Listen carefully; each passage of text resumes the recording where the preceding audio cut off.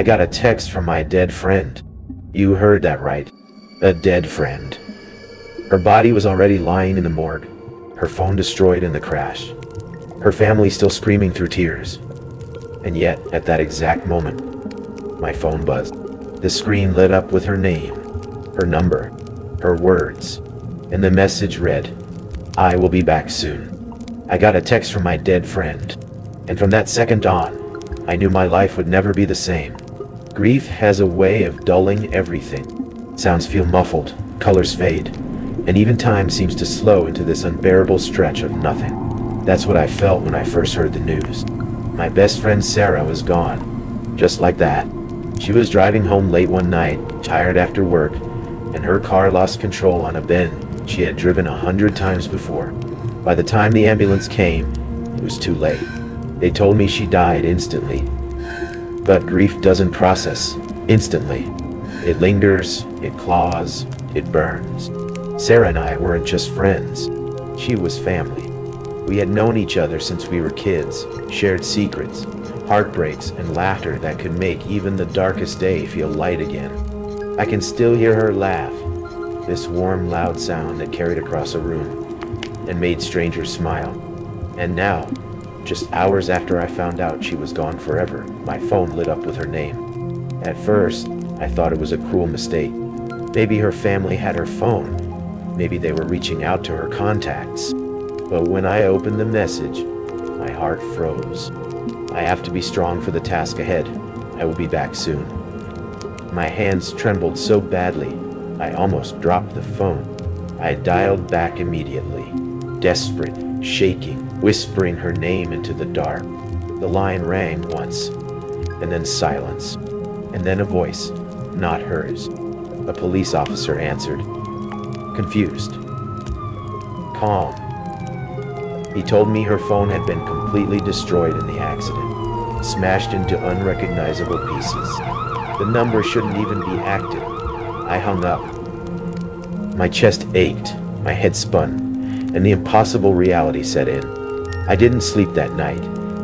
Every creak in my house felt like a whisper. Every shadow seemed to stretch toward me. And then, just as I thought maybe my mind had conjured it all up, the phone buzzed again. Another message. I love you, my friend. Stay safe and take care of my kids. Just tell them that I love them all. I have a task ahead to focus on. Her kids. She was a mother of 2 little girls. She loved them more than anything, and reading those words felt like a knife twisting in my chest. The language wasn't random. It wasn't fake. It was her. That's exactly what Sarah would have said. I sat frozen, staring at the glowing screen, fighting tears and fear in equal measure. I needed answers. I went to her family the next morning, pale and shaking, phone in hand. I showed them the texts. Her mother sobbed and clutched my arm. Her brother swore it was impossible. They showed me her phone, the pieces of it collected in a plastic bag, shattered beyond recognition.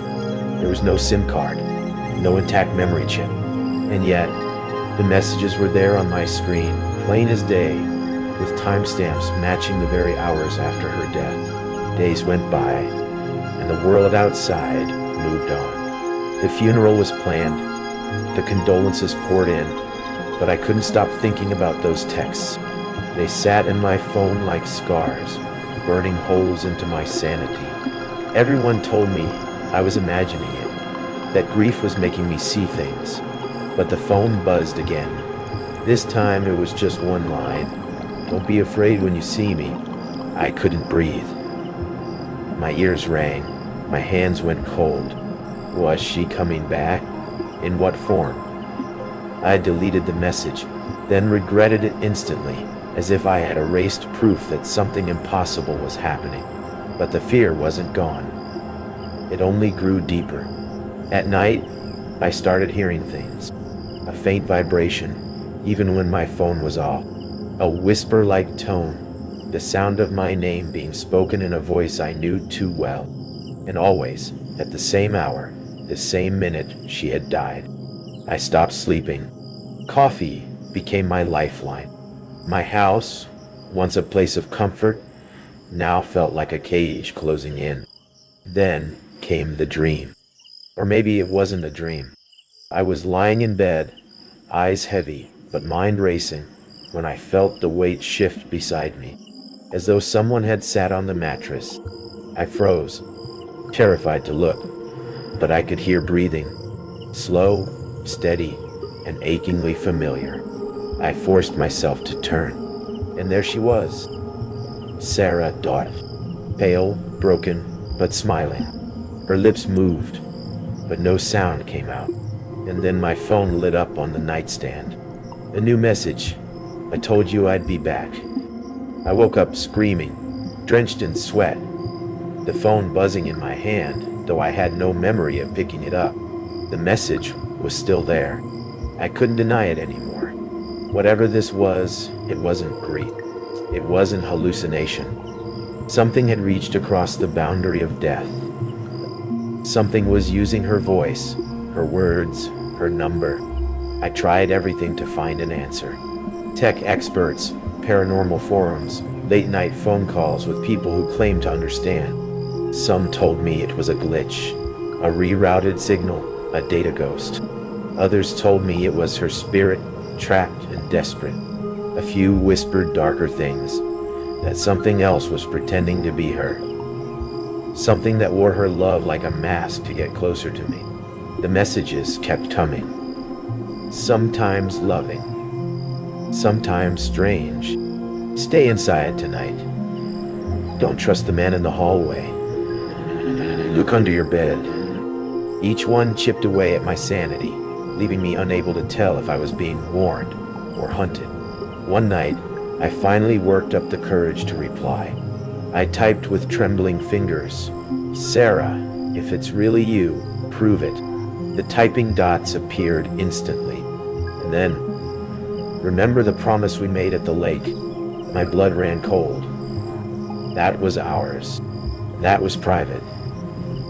Years ago, on a summer night, sitting by the water, we swore to always look out for each other, no matter what. No one else knew that. No one. And yet, I couldn't shake the dread. If it really was Sarah, why did I feel so afraid? Why did her words, once a source of comfort, now feel like shackles tightening around my throat? The final message came weeks later. My phone buzzed at 3:17 a.m., the same time as always. I almost didn't look, but I couldn't resist. The screen glowed in the darkness, her name across the top. The message was simple. "Open the door." I froze. My apartment was silent, the kind of silence that screams in your ears. Then came the knock. Soft, rhythmic dot, 3 taps. I couldn't move. I couldn't breathe. The knock came again, louder this time. My body shook as I staggered to the door, pressed my eye to the peephole. Nothing. Empty hallway. No footsteps. No shadows. Nothing. And yet the knocking came again, right against the wood, just inches from my face. I stumbled back, phone clutched tight in my hand, heart pounding against my ribs. The screen flickered one last time, the final message appearing like blood smeared across glass. "I told you I'd be back." And then the number went dead. Permanently. No more messages. No more calls.